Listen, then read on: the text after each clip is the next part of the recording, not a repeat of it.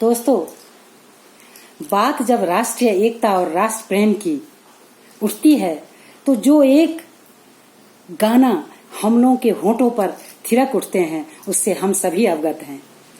हिंदी है हम, हिंदी है हम, हिंदी है हम, वतन है हिंदुस्तान हमारा हमारा, सारे जहां से अच्छा हिंदुस्तान हमारा हमारा, सारे जहां से अच्छा। यानी हिंदुस्तान की तरह ही हिंदी हमारी शान है, हिंदी हमारी पहचान है। हिंदी और हिंदुस्तान का अन्योन्याश्रय संबंध है। हिंदी जन जन की भाषा है, हिंदी हृदय की भाषा है।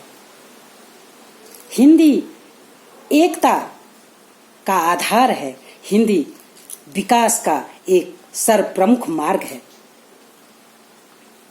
आज वैश्वीकरण के इस दौर में जबकि हिंदी पूरे विश्व में पंख लगा करके उड़ान भर रही है, अपना विस्तार कर रही है, सभी देश के लोग यह समझ रहे हैं कि भारत में शिक्षा, रोजगार, चिकित्सा सभी क्षेत्र में अच्छे अवसर हैं और उसके लिए हमें हिंदी का ज्ञान आवश्यक होगा और वो सीख रहे हैं, तारीफ कर रहे हैं हिंदी साहित्य का, हिंदी भाषा का। किंतु दुख की बात है कि हम हिंद के निवासी ही हिंदी को उपेक्षा की दृष्टि से देखते हैं, हिंदी को नजरअंदाज करते हैं और अंग्रेजी के प्रति पागल रहते हैं। हमारे बच्चे कैसे जन्म लेते ही अंग्रेजी बोलना शुरू कर दे, इसके लिए हम माँ बाप प्रयासरत रहते हैं। हमारे बच्चे का दाखिला इंग्लिश मीडियम के स्कूल में कैसे हो, इसके लिए हम वैसे व्याकुल रहते हैं जैसे कि कोई बच्चा IIT, IIM, UPSC में जब बैठता है तो माँ बाप चिंतित रहते हैं।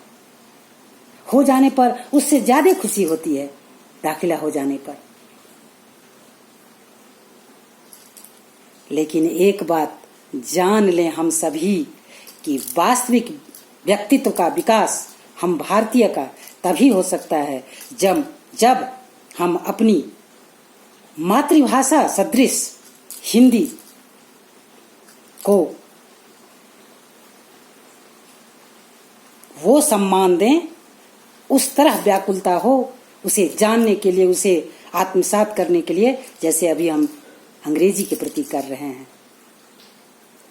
और हमारे देश का विकास भी हिंदी के विकास के साथ ही हो सकता है।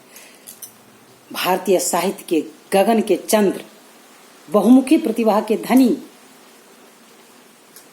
आधुनिक हिंदी साहित्य के पितामह कहे जाने वाले भारतेंदु हरिश्चंद्र आज से वर्षों पूर्व कह गए हैं कि निज भाषा उन्नति है सब उन्नति के मूल, निज भाषा उन्नति है सब उन्नति के मूल, बिन निज भाषा ज्ञान के मिटत न हिय को सूल।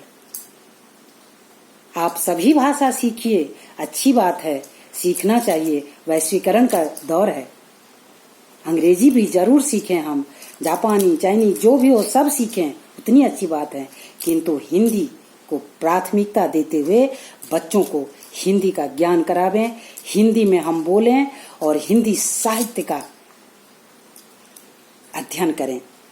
आज भी मेरी बेटी, मैंने देखा है, मेरी बेटी सिडनी में है, जब भी वो किसी सेमिनार में या कहीं भी अपना व्याख्यान देने जाती है तो वो अपने पिताजी से या मुझसे कहती है कि मम्मी मुझे या तो संस्कृत का एक श्लोक या कोई हिंदी का धांसू कविता इस विषय पर बता दो, मैं बोलूंगी।